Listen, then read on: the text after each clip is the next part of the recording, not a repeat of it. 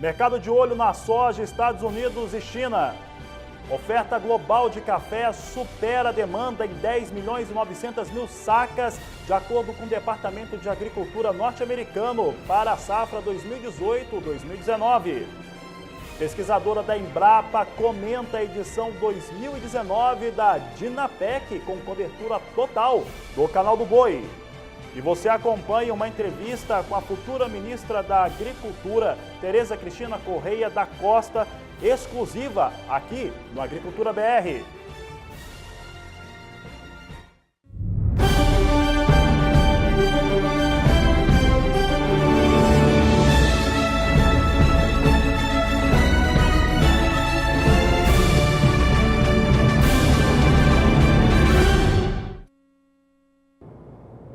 Olá, uma ótima tarde a você que acompanha a programação do Canal do Boi. Um excelente início de semana. Boa tarde, Carla. Boa tarde, Fabiano. Boa tarde para você de casa. Iniciamos esta edição do Agricultura BR falando sobre feiras agropecuárias. É a Dinapec 2019 que será realizada de 20 a 22 de fevereiro em Campo Grande e aborda o agro sustentável. E trazemos aqui no estúdio a pesquisadora da Embrapa, Thaís Basso, né, Fabiano? É isso mesmo, Carlos já apresentou a Thaís, ela está aqui conosco, nossa convidada nesta tarde de segunda-feira. Thaís, sempre um prazer recebê-la aqui no Canal do Boi, no Agricultura BR. Dinapec acontece em fevereiro com inovações e trazendo debates importantes para a agropecuária. Qual que é o destaque que você traz para essa edição 2019? Boa tarde, seja bem-vinda. Obrigada, Fabiano, boa tarde. É sempre um prazer estar aqui, nós somos parceiros aí há algum tempo, né? Então, esse ano o tema da Dinapec é soluções para o agro sustentável.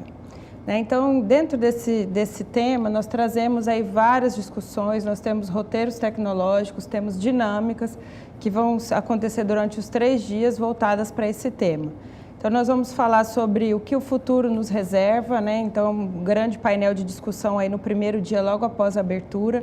Vamos contar aí com pessoas de peso, Nós teremos o nosso diretor de inovação da Embrapa, o Dr. Kleber Oliveira, que vai participar. Teremos o Francisco Villa, que virá participar. Teremos também a presença do Alcides Torres, da Scott Consultoria. Então, a gente vai discutir um pouco desse cenário, com essas mudanças econômicas, políticas que temos aí pela frente. Teremos também uma discussão ampla sobre a questão da aftosa, Então, no dia 21, no período da manhã, vamos falar um pouco sobre como é que vai ser, se o nosso estado está preparado para essa liberação da vacina, Que nós temos aí um cronograma a seguir, com a participação do Ministério, com participação da Iagro, com participação de CRMV. Então, a gente vai ter aí vários temas sendo abordados aí nesses 3 dias. Alguns resultados de pesquisa serão apresentados durante essa edição de 2019. Um deles é um novo estilosantes para compor com gramíneas em boa parte do Brasil. Tem ainda aquela questão dos lançamentos tecnológicos, aqueles que o produtor rural vai poder fazer acompanhamentos, fazer a gestão principalmente da sua propriedade através de aplicativos de software. Como é que são esses lançamentos? Então, nós teremos aí para essa nossa Dinapec 2019, a gente vai ter o lançamento de uma cultivar, que é o estilosantes Bela. Então, é uma alternativa para diversificação, para ser utilizado em consórcios aí com gramíneas. Então, ele melhora a questão do nitrogênio no solo e também ele tem uma característica de também reduzir o número de nematóides no solo, então melhorando a qualidade física do solo. Temos também aí o lançamento do aplicativo Cria Certo, que é um aplicativo que vai auxiliar os produtores na tomada de decisão relativa à reprodução animal. Então, ele traz custos e benefícios do uso de monta natural, de inseminação artificial em tempo fixo. Então, o produtor ele pode simular, em função do preço do sêmen, em função do custo dos protocolos e escolher qual a melhor alternativa para a propriedade dele. Se é utilizar um touro e o preço que ele vai pagar por esse touro, se é compensador ou não. Então, isso aí é uma ferramenta bem interessante que a gente também vai apresentar. Hoje o alinhamento, porque temos as unidades da Embrapa participando da Dinapec, temos também outros institutos de pesquisa, principalmente as fundações que atuam no estado do Mato Grosso do Sul. Hoje o alinhamento das tecnologias, elas apontam para uma integração, principalmente para esse acompanhamento, por outras vias, além de estar no campo, Thaís? Não sei se eu consegui ser claro na pergunta.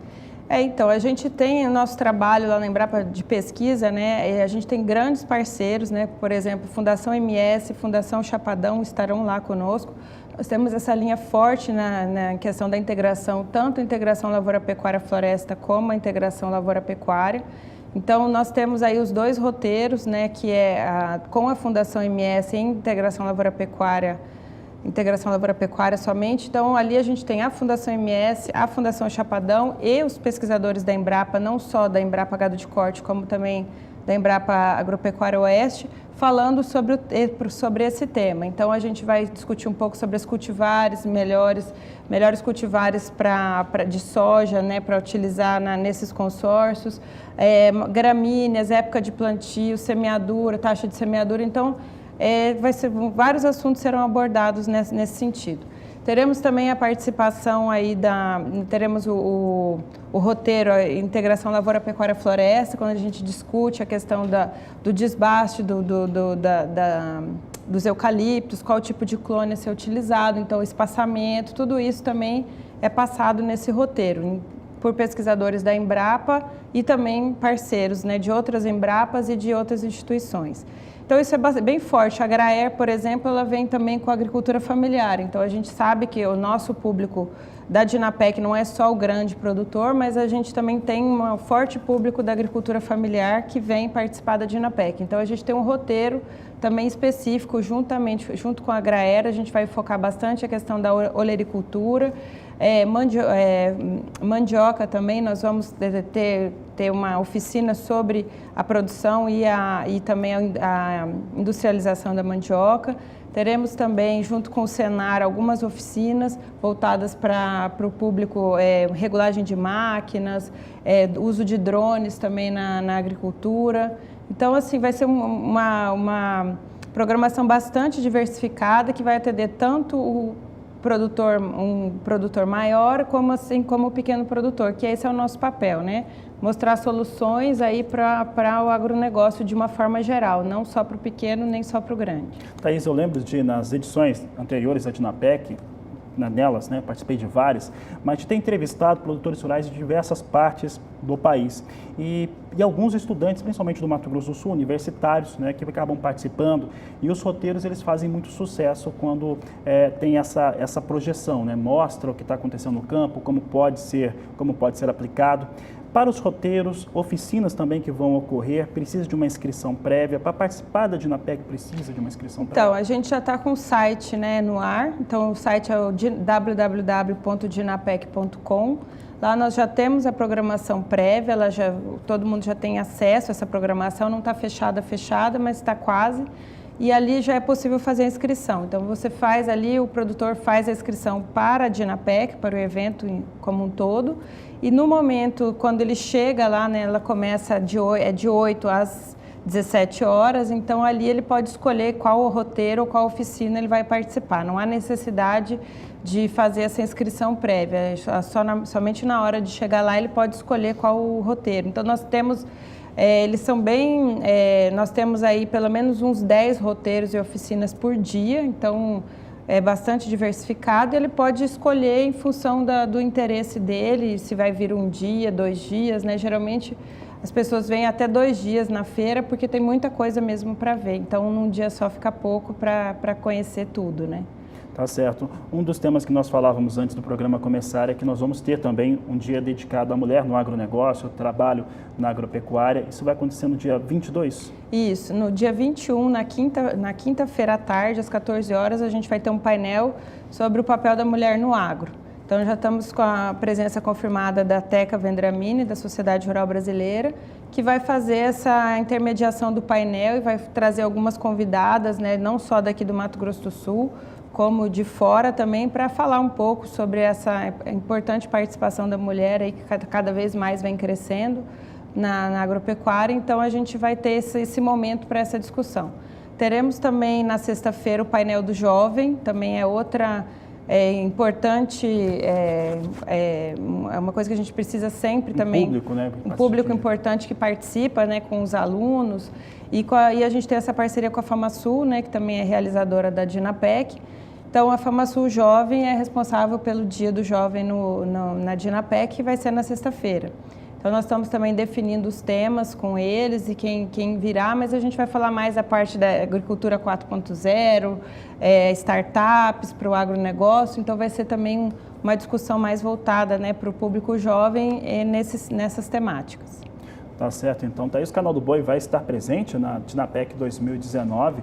Boa parte desses painéis, inclusive de abertura, será transmitido, no caso, o painel de abertura dentro do Agricultura BR, no dia 20, você acompanha as informações, assim como o evento que tem antes, né, de abertura da Dinapec 2019 e links ao vivo durante toda a programação. Thaís, quero agradecer a sua participação aqui no Agricultura BR, no Canal do Boi. Obrigada, Fabiano, e convido vocês todos aí a participarem com a gente aí durante a Dinapec de 20 a 22 de fevereiro. Tá certo, obrigado, Thaís. Olha, Dinapec, então, fevereiro, aliás, o ano começa com grandes eventos, esses eventos acontecem no estado de Mato Grosso do Sul. Dinapec em fevereiro, portanto, entre os dias 20 e 22, na sede da Embrapa Gado de Corte. Se você não puder vir, é muito importante que você venha, mas se não puder vir, você acompanha as principais informações aqui pelo Canal do Boi.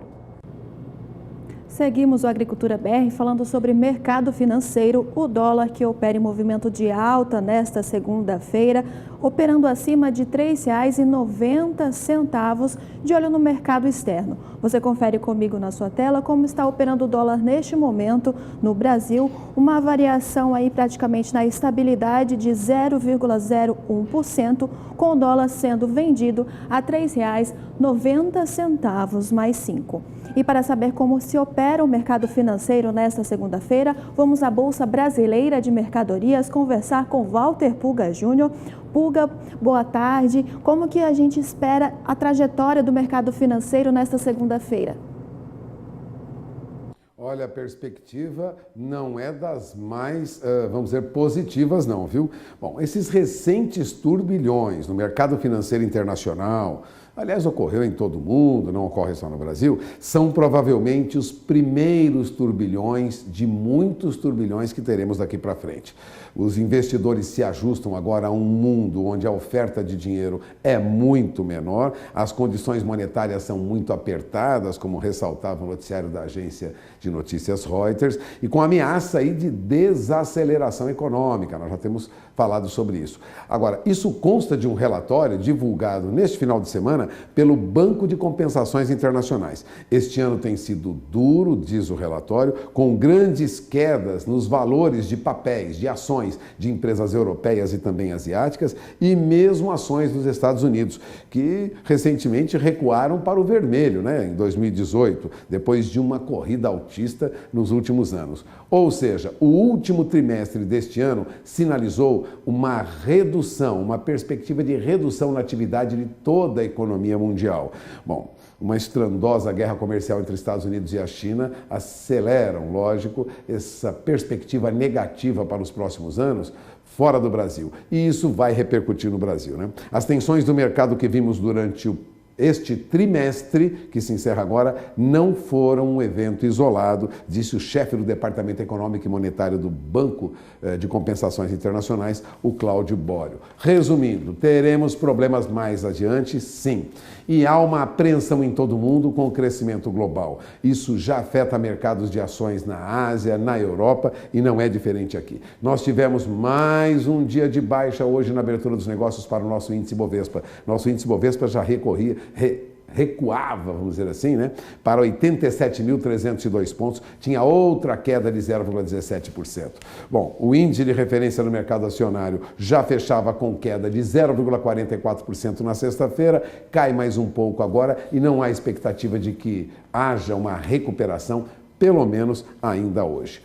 Embora nós tenhamos o nosso índice Bovespa em baixa, o fato é que as ações da Embraer disparavam, agora chegavam a ter alta superior a 4%, em alguns momentos alta de 6%. É que a Embraer teria já fechado um acordo com a Boeing, né? Termos de venda do controle da sua divisão de aviação comercial para esse grupo norte-americano, numa operação onde ela espera obter, a Embraer, 3 bilhões de dólares como resultado. Em suma, fazemos parte agora da Boeing, não temos mais a Embraer. É isso que está ocorrendo, foi vendida a parte de aviões comerciais. As empresas informaram que ainda aguardam a aprovação do governo brasileiro para dar andamento ao negócio, mas o acordo já estaria fechado. E o que ocorre com o dólar? A Carla disse agora há pouco, o dólar tem leve alta, uma alta de 0,01%, para muitos praticamente estável, mas vamos lembrar, o dólar subiu muito nas últimas semanas e mostra nesta segunda-feira preços firmes acima de R$ 13,90. Ou seja, teremos dólar em perspectiva de alta até o final do ano, contrariando todas as expectativas que mostravam dólar com tendência de baixa, e a nossa bolsa se ajusta a valores menores. Nem tanto por conta do que ocorre no país, há uma expectativa positiva para a economia do país com as propostas do novo governo, os homens do mercado veem com bons olhos, mas o fato é que fora do Brasil a situação é um pouco mais complicada, um pouco mais tensa, e só teremos alguma notícia positiva, provavelmente em meados do ano que vem. É o que indicam os analistas do mercado internacional. É isso, Carla, é com você. Obrigada, Pulga, por hoje. Walter Pulga Júnior, que volta da Bolsa Brasileira de Mercadorias na próxima edição do Agricultura BR às 17h20. E a seguir no Agricultura BR, você vai saber sobre um workshop que está discutindo o melhoramento genético bovino lá em Araçatuba, no estado de São Paulo. Daqui a pouco, Gustavo D'Angelo nos traz os debates, as discussões e aquilo que está sendo estudado para trazer esses resultados para a pecuária brasileira. E futura ministra do Ministério da Agricultura, Pecuária e Abastecimento concede entrevista exclusiva ao Agricultura BR e comenta os desafios do novo ministério e também aponta expectativas. O Agricultura BR volta já. E olha, está sendo realizado no interior do estado de São Paulo, em Araçatuba, um workshop sobre genética e melhoramento. O workshop Genética e Melhoramento 2018, trazendo debates importantes para a pecuária brasileira. Ele é realizado pela Guto Assessoria, também pela Central Leilões, são amigos queridos aí, o Guto, né, o Gilberto Augusto Honório, o João e Lourenço Campo, e o Gustavo D'Angelo está lá e vai nos trazer um pouco a respeito de parte dessas discussões que estão ocorrendo por aí. Gustavo, uma boa tarde, seja bem-vindo. Muito boa tarde para você, Fabiano, Carla, boa tarde a todos que acompanham o Agricultura BR. É isso mesmo, né? Logo cedo a gente já fez uma intervenção ao vivo aqui no Bom Dia Produtor para falar sobre o início então desse workshop Genética e Melhoramento 2018. Como você disse, né, Fabiano, promovido aí pela Central Leilões e pela Guto Assessoria. Você acompanha imagens ao vivo aqui do local. Neste momento, o palestrante Dante Pazanese Lana, ele fala sobre consumo alimentar residual, que é o CAR, né? Mas antes do Dante, nós tivemos uma outra palestra, que foi a palestra de abertura, o palestrante foi o Alexandre Mendonça de Barros, ele que é engenheiro agrônomo, e ele falou sobre, ele fez uma análise aí do mercado da pecuária e também do melhoramento genético. E é ele que está aqui com a gente, ele vai falar um pouco então sobre isso. O Alexandre, faz para a gente então um balanço de como foi essa sua apresentação aqui no workshop. Boa tarde. Boa tarde a todos os ouvintes. Nós trabalhamos aqui o mercado da pecuária, né? Um conceito aí do que está acontecendo com a pecuária no mundo, no Brasil, as oportunidades que estão aparecendo. Basicamente, acho que 19 ensaia a ser um ano bom para o Brasil. Nós batemos recorde aí de exportação esse ano, cresceu quase 12% a exportação de carne vermelha. Não tivemos uma recuperação ainda na arroba decorrente do fraco mercado interno, mas a gente acha que o caminho está dado, um novo governo, um novo momento. E o debate aqui sempre em cima do melhoramento, especialmente das raças zebuínas, né? O Brasil é um país tropical e tem essa grande pergunta, né? Teremos condições de suprir essa demanda crescente? E o sentimento que tem é que temos sim um grande potencial. Só para comparar, os Estados Unidos produz 30% a mais de carne que o Brasil, com metade do rebanho, né? Então todo o trabalho aqui que a Central Leilões e a Guto Assessoria tentaram congregar para ver como melhorar o Nelore e para a gente atender esse novo desafio de produtividade. Alexandre, e considerando aí o mercado e as perspectivas para 2019, como que o criador deve se preparar então? Olha, eu acho que a gente vai entrar numa fase de recuperação da cria, porque eu acredito que o bezerro vai reagir a uma recuperação de demanda, né? Viemos aí de 2 anos muito difíceis para o criador. Nós tivemos ali aquele momento da carne fraca, foi um momento de forte queda no preço do boi, afetou o preço do bezerro. Isso estimulou o criador a matar vacas, né? Os últimos 2 anos, se há algo que apareceu na estatística, foi um aumento no abate de fêmeas. Eu acho que vai inverter um pouco esse ciclo, nós vamos voltar a reter mais fêmeas, decorrente dessa capacidade aí do mercado reagir a uma nova demanda. Vamos lembrar, né? O consumo per capita do brasileiro já esteve nas casas aí de 36 a 40 quilos por habitante, e ele chegou ao mínimo de 26 no auge da crise. Hoje a gente estima que está ao redor de 30 a 31 quilos. Então, há um espaço de recuperação, de volta da demanda interna para o mercado exportador ainda forte. Portanto, eu acredito que nós vamos finalmente ver uma recuperação, né? Novamente, parecia que isso ia acontecer em 17, aí veio a carne fraca, parecia que ia acontecer em 18, aí veio a greve dos caminhoneiros e afundou a economia de novo. Então, essa sucessão de coisas ruins abortaram o ciclo de recuperação econômica, e eu espero e acredito que com o novo governo a gente vai ter uma mudança de tendência. Tá certo, Alexandre, obrigado então pelas informações. Alexandre Mendonça de Barros, então, foi o palestrante que abriu então o workshop Genética e Melhoramento 2018. Neste momento já terminou então a palestra do consumo alimentar residual com o Dante Pazanese e Lana. O pessoal agora vai almoçar e após o almoço então retornamos com as palestras aí. O Fábio Dias vai falar sobre a indústria frigorífica e todos os aspectos relacionados a isso. A gente volta então na programação aqui do SBA com outras informações aqui direto do workshop Genética e Melhoramento 2018. Fabiano, eu volto com você. Tá certo, Gustavo, agradeço a participação, agradeço ao Alexandre, mando um grande abraço a ele. Já vou deixar o convite para você voltar na terceira edição do Agricultura BR a partir das 17h20. Não sei se os palestrantes estarão por aí ainda, mas podemos trazer a gravação, né, dessas entrevistas. Obrigado pela sua participação aqui no Agricultura BR. Workshop Melhoramento e Genética 2018 acontece em Araçatuba, temas muito importantes para a pecuária brasileira.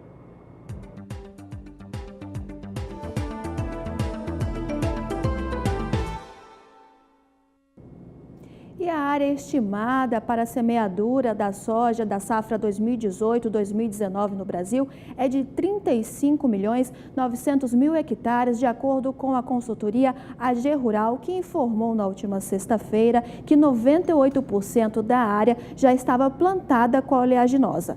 Mas as preocupações agora se voltam para o clima seco e quente nos estados do Paraná e no estado do Mato Grosso do Sul.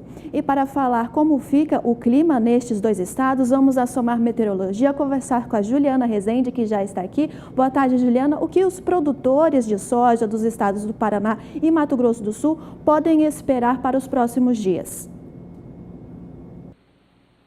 Olá, muito boa tarde, Carla. Boa tarde a todos que nos assistem. Olha, os produtores do Paraná e do Mato Grosso do Sul ainda podem seguir esperando o tempo mais firme. Isso porque ainda ao longo desta semana não vamos ter áreas de instabilidades avançando de forma expressiva para a agricultura da região.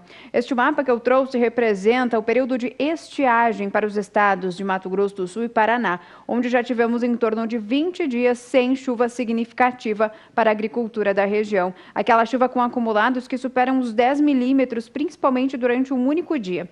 Para os próximos dias, a expectativa ainda é de tempo mais firme no Mato Grosso do Sul. No Paraná, até tem previsão de chuva avançando, porque temos uma frente fria que começa a avançar hoje pela região sul. Para os próximos dias, vai avançar um pouco mais pela costa da região sul, volta a trazer um pouco mais de instabilidades para o Paraná, mas essa chuva ainda vai acontecer de forma mais gradual. Tanto que algumas áreas produtoras do norte e oeste do estado do Paraná ainda devem receber pancadas de forma bem fraca e isolada e também com baixo acumulado. No Mato Grosso do Sul, tempo mais firme, poucas instabilidades na região. A expectativa é de que na próxima semana, aí sim, já temos um cenário bastante otimista para os produtores de soja da região, especialmente a partir do dia 23 de dezembro. Vamos ter mais áreas de instabilidades avançando pelo país e a expectativa é da atuação de um novo corredor de umidade aqui na parte central do Brasil, que vai manter as instabilidades instabilidades mais expressivas e também duradouras em áreas produtoras do Mato Grosso do Sul, oeste e norte do Paraná também. Então, é justamente a partir do dia 23 de dezembro que tem previsão de chuva retornando com potencial para trazer um cenário mais otimista para os produtores de soja da região do Mato Grosso do Sul e do Paraná também. No decorrer do terceiro e último período, finalzinho de dezembro, até o comecinho de janeiro de 2019, a expectativa ainda é de persistência das instabilidades no Mato Grosso do Sul e Paraná também, com chuvas bastante volumosas, acumulados de 30 até 50 milímetros. Então, ainda ao longo desta semana, o tempo firme vai predominar em áreas produtoras de soja do Mato Grosso do Sul. Paraná, a chuva começa a acontecer já de forma mais gradual, mas é na próxima semana que o cenário melhora cada vez mais para os produtores da região, e aí essa chuva dá uma trégua, então, no tempo mais firme, que vinha garantindo até diminuição das condições de umidade do solo na região. Então, com a chuva retornando a partir da próxima semana, o cenário é de melhora nos índices de umidade do solo em áreas produtoras de soja do Mato Grosso do Sul e do estado do Paraná também. Daqui a pouco eu volto com mais previsão do tempo. E por aqui seguimos vendo como opera os preços praticados para a saca de 60 quilos da soja nos principais portos brasileiros. E você confere comigo agora, de acordo com a Grãos Corretora, os preços praticados para a saca de 60 quilos da soja está sendo vendida a R$ 73,00, tanto no porto de Paranaguá quanto no porto de Santos. Vamos ver como é que vem os negócios com soja em Chicago. Soja em Chicago mais cedo vinha ganhando cerca de 3 pontos. Nesse momento mantém essa alta. Posição de janeiro vem a $9,400 o bushel. Março, $9,17 mais 2. Maio, $9,30 mais 6. E julho, $9,42 por bushel. Continua ganhando cerca de 3 centes de dólar, recuperando um pouco aquilo que perdeu na última sexta-feira. E nós vamos para um rápido intervalo comercial, mas no próximo bloco você confere a entrevista exclusiva com a futura ministra da Agricultura, Pecuária e Abastecimento, Tereza Cristina, que comenta os desafios do novo ministério e aponta as expectativas. E você pode sempre participar do programa conosco, você participa mandando mensagens para o nosso número de WhatsApp que está na tela, é o 679-9656-2266. Participe do programa conosco, nós voltamos já. E o Agricultura BR destaca agora uma entrevista muito especial que fizemos com a futura ministra da Agricultura, Pecuária e Abastecimento, Tereza Cristina Correia da Costa. Ela visitou a sede do Sistema Brasileiro do Agronegócio, o Canal do Boi, e falou conosco a respeito das suas expectativas e o modelo de trabalho a ser adotado a partir de janeiro no Ministério da Agricultura. Entre os temas tratados, ela fala a respeito da pecuária leiteira do Brasil, a relação internacional do agronegócio brasileiro com China, Estados Unidos, países do Mercosul e Europa, fala de importantes processos de desburocratização e ainda comenta a questão das licenças ambientais e como isso é um entrave para o agronegócio brasileiro. É o que você acompanha a partir de agora na entrevista do Agricultura BR.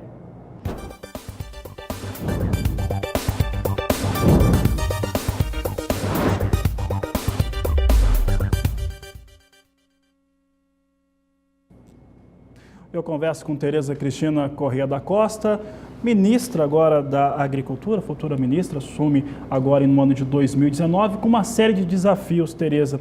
Tereza, prazer primeiramente recebê-la mais uma vez aqui no Canal do Boi e agora na situação de ministra. Sempre conversamos na situação de deputada. Ainda não, ainda é quase lá. Como secretária de Agricultura, como membro da Federação da Agricultura do Mato Grosso do Sul, mas agora como futura ministra. Hoje, quais são os principais desafios que você enxerga nessa pasta, nesse ministério, que está agora na formatação final? Bom, primeiro agradecer a vocês e sempre o carinho que o Canal do Boi, enfim, a rede toda SBA me tratou, me deu sempre espaços aqui para a gente conversar. Então, dizer para você que a expectativa é grande. Primeiro porque o Ministério, ele mais que dobra de tamanho. É o Ministério da Agricultura, acrescido da agricultura familiar, da pesca, enfim, da parte fundiária. Tudo que tem transversalidade com a agricultura, ele está vindo para a pasta do Ministério da Agricultura. Então, é um ministério grande, robusto, mas também é um sonho, porque nós sempre dissemos, a agricultura tem que ser uma só. Hoje nós temos a oportunidade, né, neste próximo governo, a partir de 1º de janeiro, de ter uma única agricultura. É muito contraditório você pensar agricultura familiar sem pensar empresarial e vice-versa, não é, Tereza? Não é contraditório, mas é que várias ações são as mesmas. Então, existe um sombreamento, né, e ações, e fica sempre uma divisão. O que esse governo quer? Ele quer que seja uma só agricultura, cada uma no seu tamanho, nas suas respectivas políticas públicas que tem que ter, mas que todo mundo seja produtor rural, que todo mundo possa produzir, que todo mundo possa gerar renda, não só uma agricultura de subsistência, como ainda temos muito no Brasil, no pequeno produtor, nos assentamentos. Então, a ideia é trazer todo mundo para uma agricultura que dê certo, uma agricultura que tenha mercado e uma agricultura que traga mais renda para o pequeno produtor também. Em relação a esses produtores, primeiro ver quem tem uma pequena propriedade ou que é assentado como produtor rural. Esse é um fator também de ganho para esses profissionais, para essas pessoas.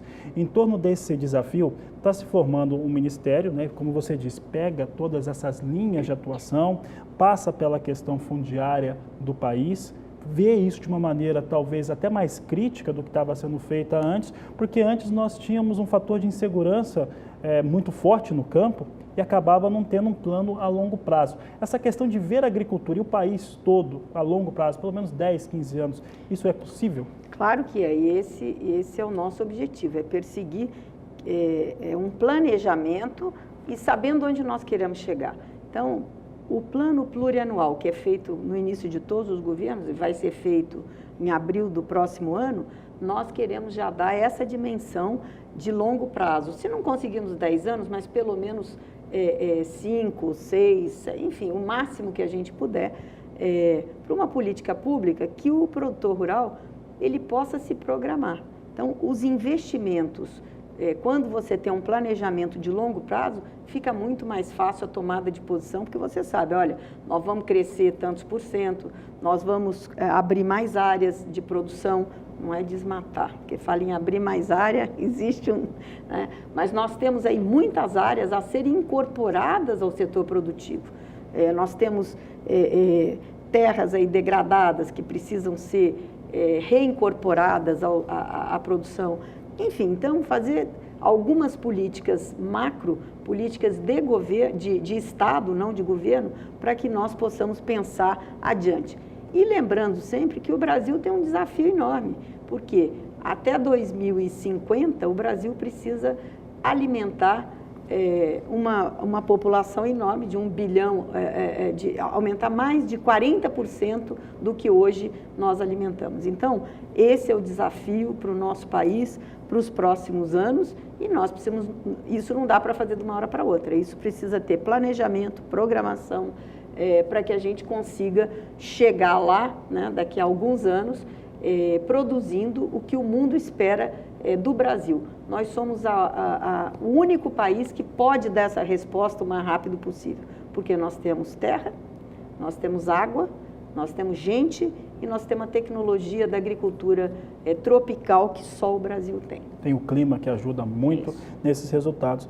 Tereza, em torno dessas questões que você coloca, de produção também de resultado, o país está encaminhando para 300 milhões de toneladas de produção por temporada. Entretanto, no entendimento dos produtores rurais, ontem mesmo conversava com alguns deles e também da imprensa especializada, nós temos vários entraves que são ligados a algumas licenças ambientais, outros tipos de licença também que eventualmente passa todo o setor da produção rural ou quem precisa industrializar parte dessa produção. Hoje é possível pensar num caminho um pouco mais curto, menos burocratização para conseguir esses resultados? Esse é o nosso desafio e é o que o novo governo quer. O governo que ganhou a eleição e que se instala a partir de janeiro, né, do presidente Jair Bolsonaro, ele quer a simplificação, né, de todas as ações para que o empreendedorismo possa vencer e não a burocracia. né? Hoje, nós perdemos muito tempo, o Brasil aí num ranking de burocracia é o 100º, 62º, sei lá. Por quê? Porque nós aqui dificultamos tudo. E aí que a gente tem que ter uma clareza de que simplificar não quer dizer precarizar. E que hoje a gente vem ouvindo aí, às vezes da imprensa, vão acabar com as licenças. Não é isso, né? Mas nós podemos simplificar e não precarizar. Nós não vamos perder, nós temos legislações firmes sobre meio ambiente, nós temos legislação aí para todo gosto, mas nós não podemos mais causar esse entrave, e não é só para o produtor rural, é para a própria indústria, para o próprio comércio, enfim, nós amarramos o desenvolvimento do Brasil com essa desculpa de que se a gente não tiver todas essas caixinhas aí, esses carimbos, a gente não vai ter segurança para o cumprimento da lei. Ao contrário, quem não cumpre a lei deve ser punido. Mas nós não podemos partir do princípio que ninguém cumpre a lei, né? Nós temos o Código Florestal, vamos falar do que mais atinge o setor produtivo da agropecuária. Nós temos um Código Florestal que ninguém no mundo tem, só o Brasil extremamente tem. Moderno. Extremamente moderno, um código que traz segurança para a sociedade brasileira e para o mundo, que não paga nada por isso, porque nós aqui estamos preservando, né? E o mundo está de olho em nós. Muita gente que não fez o seu dever de casa está cobrando aqui do Brasil o nosso dever, que nós fazemos muito bem. Tanto é que nós somos grandes produtores, segundo, primeiro, terceiro, de carnes, de grãos, exportamos grande parte da nossa produção para mais de 162 países e preservamos mais de 67% das nossas matas nativas, né? Tanto dentro da propriedade, que nós hoje preservamos aí mais de 25% dentro da propriedade privada e mais o restante de matas aí, de parques florestais, de APPs, enfim. Então, eu acho que o Brasil faz o seu dever de casa. O que nós precisamos? Tem gente que não faz. Quem não faz não pode ser considerado produtor rural. Esse aí é um desmatador, ele tem que sofrer e é uma minoria, as consequências da lei. Correto. Tereza, nós temos uma grande questão no Brasil, atinge todos os setores da economia, que é o fator logístico.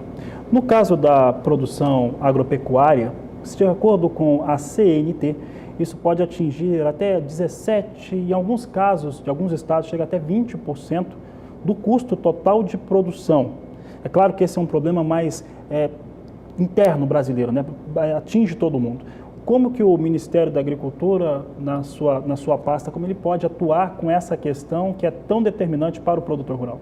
Bom, primeiro tendo o que eu estou achando na transição do governo, o que é que eu estou achando muito bom? É que os ministérios, eles estão se comunicando.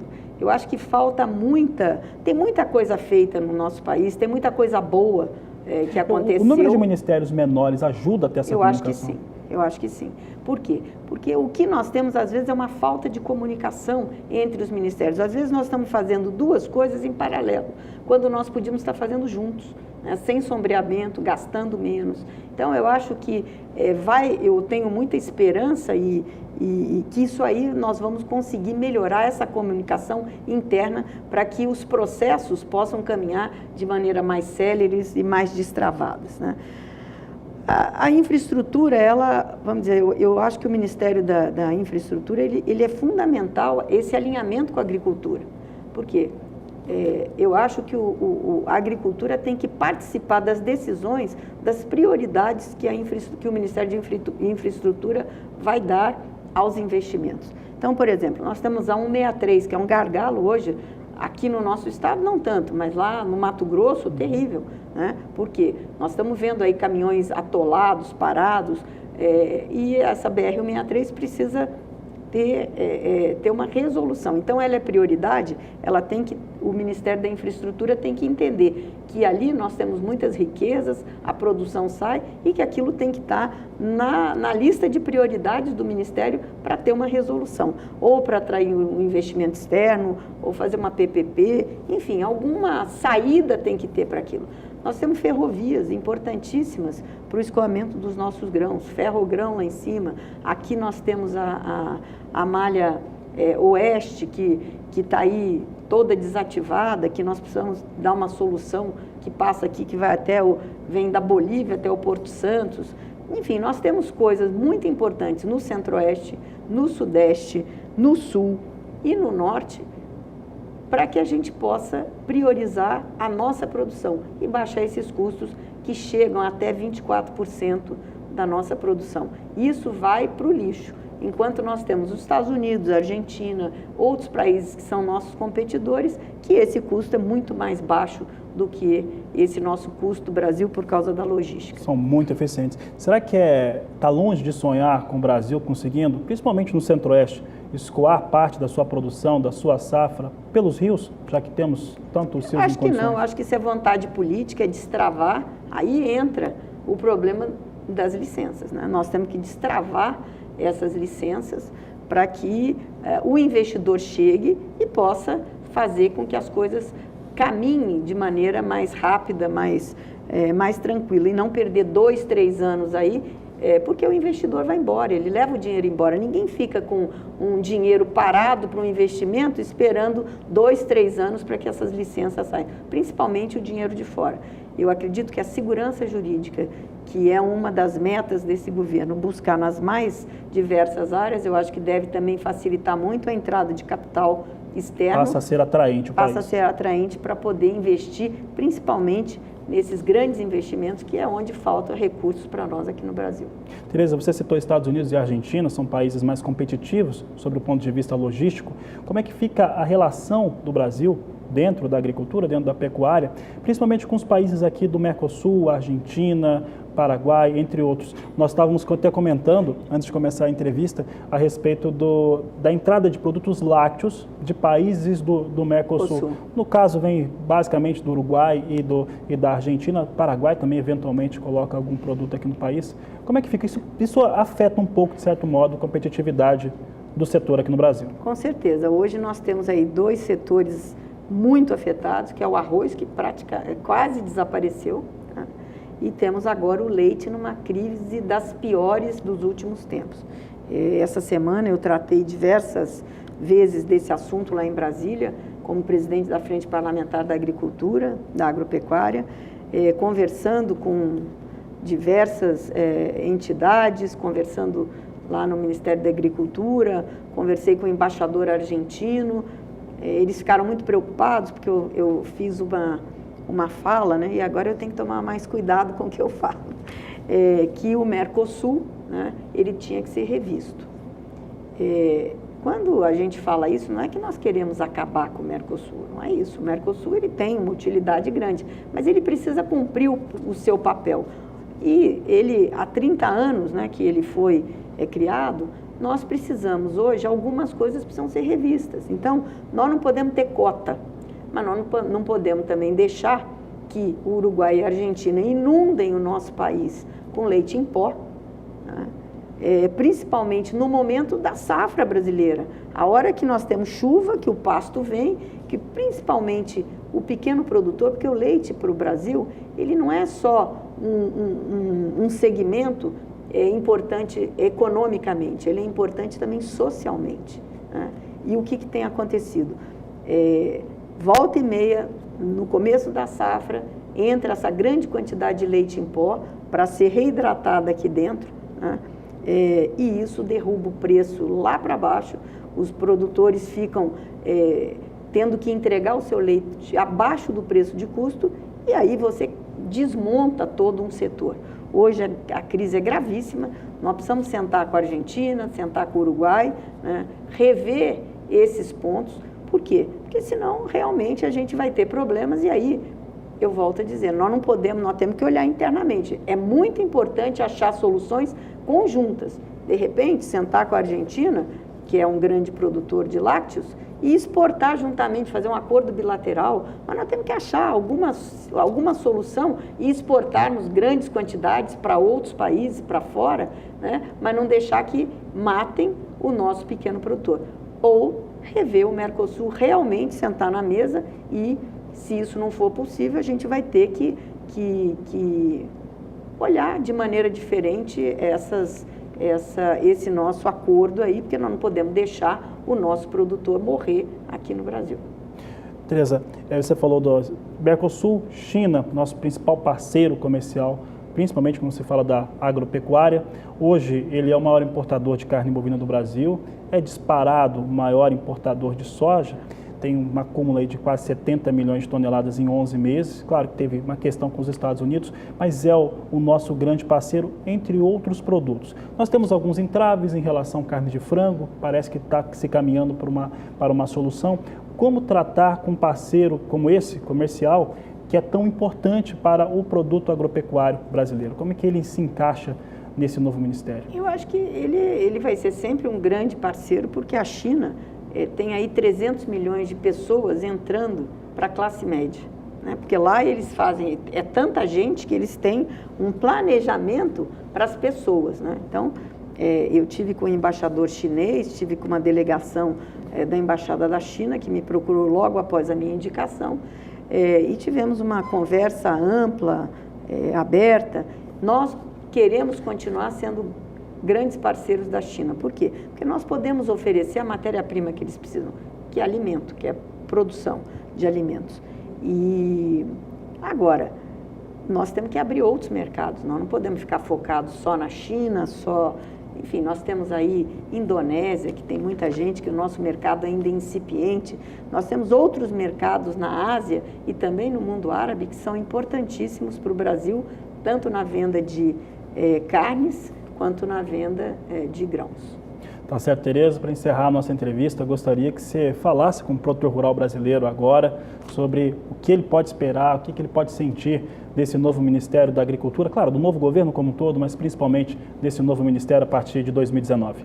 Bom, primeiro, o meu empenho total e da minha equipe, né, para fazer... O Ministério da Agricultura é um ministério muito bom. O ministro Blairo Maggi, que sai agora, ele deixa o ministério... que andou para frente, não é um ministério que nós vamos achar destruído, é um ministério que fez muito, mas eu acho que nós podemos fazer muito mais agora, com essa nova perspectiva da simplificação, da desburocratização. Vamos pensar muito na defesa, que hoje ela é um tendão de Aquiles para algumas áreas aí, de carnes principalmente. Nós precisamos fazer reuniões e dar responsabilidades para cada um, dar responsabilidade para a empresa e também para o governo.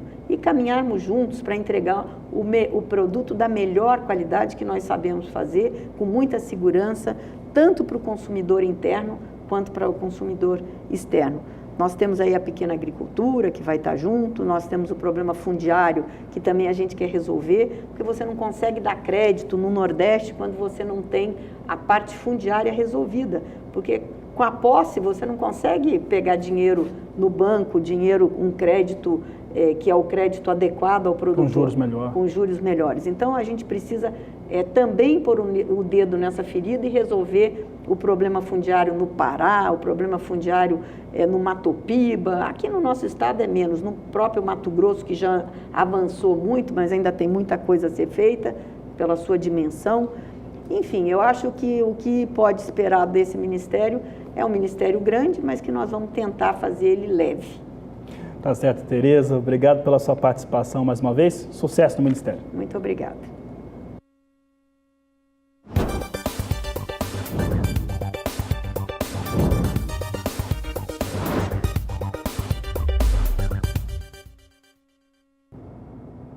Se você chegou agora e não acompanhou na íntegra a entrevista com a nova ministra, ou futura ministra da Agricultura, Tereza Cristina Corrêa da Costa, você pode acompanhar a entrevista na íntegra logo após o final do programa nos canais das mídias sociais do Canal do Boi do SBA. Você pode ver pelo YouTube, pelo nosso portal, entre outras mídias. E nós vamos para um rápido intervalo comercial, mas no próximo bloco você confere os destaques do Showtech 2019. Voltamos já.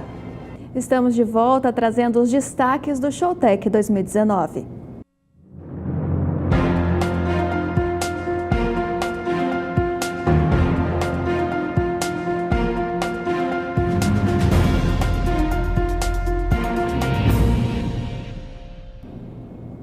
E já estamos a menos de um mês do Showtech 2019, que será realizado entre 16 e 18 de janeiro em Maracaju, no estado de Mato Grosso do Sul. E uma das novidades que serão apresentadas por lá é para o setor de máquinas agrícolas. E quem traz as informações para a gente é o Vinícius Souza.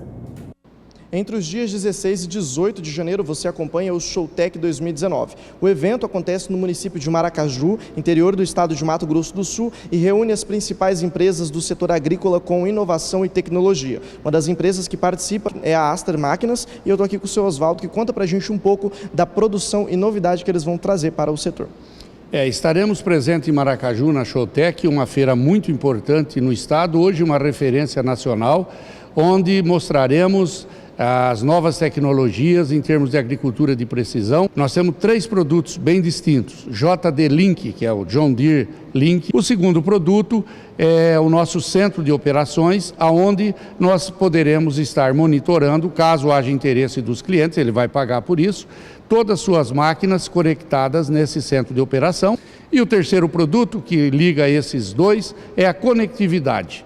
Então, o cliente terá condições de conectar suas máquinas e nos autorizar a ficar em contato direto também com as suas máquinas, passando para ele o que está acontecendo.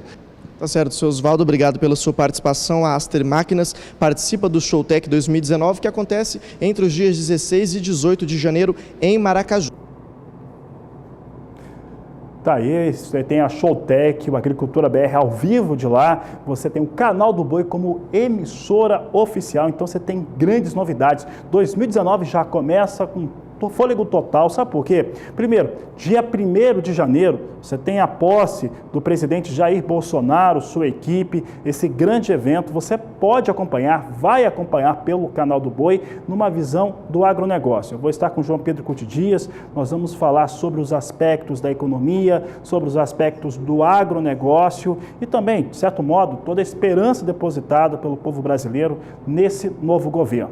Depois, nós vamos ter a Showtech entre os dias 16 e 18, direto de Maracaju, no Mato Grosso do Sul. Essa grande feira tecnológica abre o calendário das grandes feiras agrícolas do país. E em fevereiro você tem a Dinapec, as dinâmicas agropecuárias ao vivo, direto da Embrapa Gado de Corte. Então tem muita coisa boa nesse início de 2019. E atenção você que está ali na região do chamado Cealba, Sergipe, Alagoas e Bahia. Vamos saber como é que está a previsão do tempo para esses estados. Quem fala sobre o assunto é Juliana Rezende. Olá, Juliana. Como é que fica a previsão do tempo para essa nova fronteira agrícola?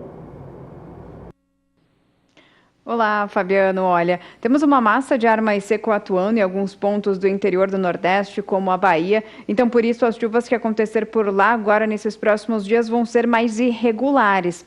Nesses próximos dias, agora as condições de umidade do solo seguem ainda um pouco mais baixas na região de Alagoas, Sergipe, divisa também com a Bahia. E nesses próximos dias, a expectativa é de chuva bastante regular. Então, como eu vinha falando, na Bahia, tempo firme, por enquanto nada de chuva. Entre Sergipe e Alagoas até pode chover, mas são pancadas bem fracas e isoladas, que acontecem por conta dos ventos que sopram do mar contra a faixa leste da região nordeste e acabam então garantindo a formação de nuvens carregadas, mas de forma bastante pontual e localizada. Esse cenário acontece até pelo menos o dia 22 de dezembro. A expectativa na próxima semana é de tempo firme ainda predominando na região da Bahia, Sergipe, Alagoas. O tempo firme também vai predominar, mas até pode chover por lá, ainda por conta dos ventos que sopram do mar contra a costa.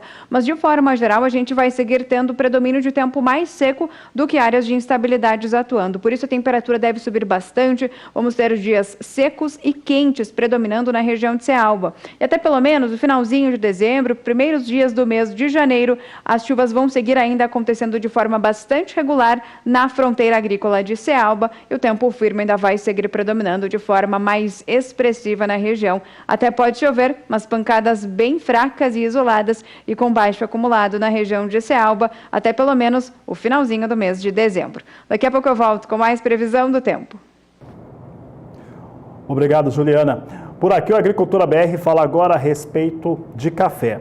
E por mais que aqui a equipe da Agricultura BR não acredite tanto nos números que são apresentados pelo Departamento de Agricultura norte-americano para o café, trazemos os dados. Esses dados foram divulgados na última sexta-feira pelo órgão norte-americano. Nele, o Departamento de Agricultura dos Estados Unidos afirma que a oferta de café na campanha 2018-2019 é 10.900.000 sacas acima do que a demanda. Portanto, mostra um desequilíbrio entre aquilo que está sendo produzido e o que está sendo demandado, que dá uma pressão negativa muito forte sobre o café no mundo todo, tanto para o Arábica quanto também para o Robusta ou Conilon. Vamos ver os números aqui, então, apresentados pelo Departamento de Agricultura, porque ele diz que em dezembro a sua previsão é de 174.500.000 sacas. Esse número, ele é bem superior, fica aí 3.300.000 sacas acima do que foi apresentado em junho, com 171.200.000 sacas, falando aqui da produção global de café. Então, o que acontece?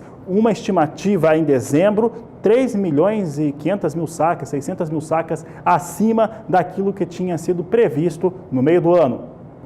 Em relação ao consumo global, o Departamento de Agricultura dos Estados Unidos também apresentou um aumento, mas um aumento pequeno de 400.000 sacas de consumo em todo o mundo. Você confere comigo os dados que o USDA trouxe, que mostra nesta estimativa atual, divulgada na última sexta-feira, um consumo de café da safra 2018-2019 no mundo de 163.600.000 sacas, enquanto na estimativa de junho, as expectativas do USDA eram de 163.200.000 sacas.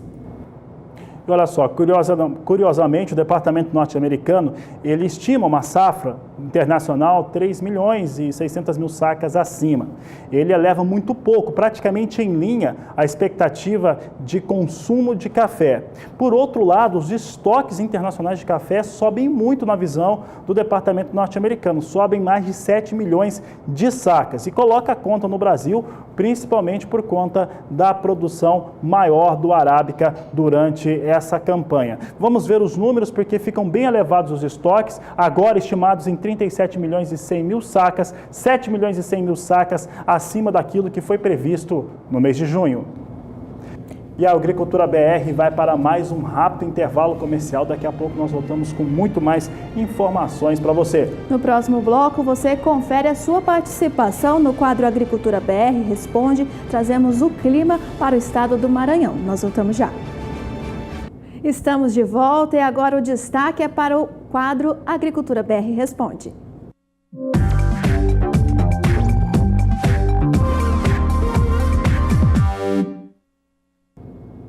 E atenção, você telespectador do Maranhão, vamos ver se a sua pergunta que está na nossa tela hoje, a nossa pergunta hoje veio de Açailândia, o telespectador é o Franksmar e ele diz: oi, boa tarde, gostaria de saber a previsão de chuvas na região e também gostaria de saber qual a época mais segura para plantar soja sem risco de perda. Então, Franksmar, para responder a sua pergunta, vamos direto a Somar Meteorologia, ver com a Juliana Rezende. Juliana, o que podemos responder para o telespectador de Açailândia?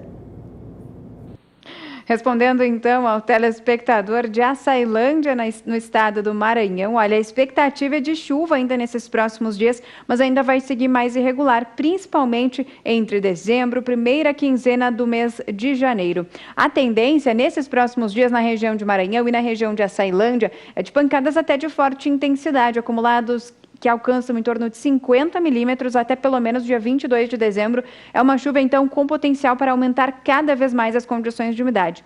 Nos períodos seguintes, a chuva ainda vai seguir acontecendo, mas vai perder intensidade. As pancadas vão seguir bem fracas, isoladas, mas ainda assim mais persistentes na região até pelo menos o primeiro dia de janeiro de 2019. Tem previsão de chuva na região de Maranhão, Açailândia também.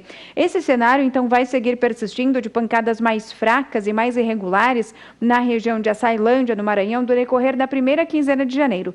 A partir da segunda quinzena de janeiro, a expectativa é de pancadas de chuva cada vez mais frequentes na região, então o cenário melhora principalmente para o plantio das lavouras de soja da região, diminuindo então o risco para perdas. Isso porque a partir da segunda quinzena do mês de janeiro, as chuvas se tornam cada vez mais regulares e persistentes na região de Açailândia, no Maranhão. Hoje eu encerro por aqui a minha participação. Amanhã eu volto com mais previsão do tempo. Até amanhã. Bom, obrigado, Juliana. E a gente vai ver rapidamente como é que vem soja em Chicago agora. Soja vinha ganhando, esse ganho vai sendo levemente ampliado agora, vai ganhando 3,04 de dólar. Posição de mais curto prazo é janeiro, negociada $9,04 o bushel. Ainda na edição das 17h20 eu mostro como é que vem os negócios com soja em Chicago. E nós vemos agora como opera a moeda norte-americana, o dólar no mercado financeiro aqui no Brasil. O dólar que vem a uma alta de 0,11%, próximo da estabilidade, sendo vendido a R$ 3,90 mais 9. Com essas informações, nós encerramos esta edição do Agricultura BR, agradecendo muito pela sua companhia. Voltamos às 17h20, trazendo mais destaques do agronegócio para você. Este é o Agricultura BR. A inteligência e a transparência do agronegócio sempre com você. A todos uma ótima tarde e até mais. Até mais.